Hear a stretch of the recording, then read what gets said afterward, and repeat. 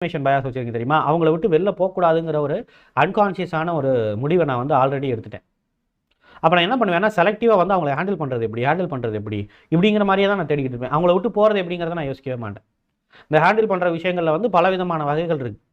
But எல்லா விதமான சைக்காலஜிஸ்ட்டும் எவ்வளவு நீங்கள் ரிசர்ச் பண்ணி பார்த்தாலும் சொல்லக்கூடிய ஃபஸ்ட்டு ஒரு பெஸ்ட் ஆப்ஷன் என்னென்னா, டாக்ஸிக் ரிலேஷன்ஷிப்பை விட்டு வெளில வாங்க.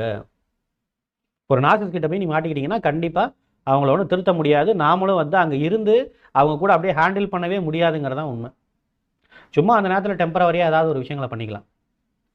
பட் நாம் என்ன நினைப்போம் அப்படின்னு சொன்னால், இல்லை இந்த கன்ஃபர்மேஷன் பயாஸ் மூலமாக இல்லை ஏதாவது ஒரு வழி இருக்க வாய்ப்பு இருக்குது அப்படின்ட்டு இந்த மாதிரி ஹேண்டில் பண்ணுறது எப்படி அப்படிங்கிற மாதிரியான வீடியோக்களையே நம்ம பார்க்க ஆரம்பிப்போம். அதுலேருந்து வெளில வரதுக்கான வேலைகளை நம்ம செய்யாமல் அது சம்மந்தப்பட்ட வீடியோஸ் வந்து நம்ம செலக்டிவாக என்ன பண்ணிடுவோம்னா அதை வந்து ரிஜெக்ட் பண்ணிடுவோம். So we will have a selective vision. அதுதான் வந்து இந்த கன்ஃபர்மேஷன் பயாஸ்ன்னு சொல்கிறது.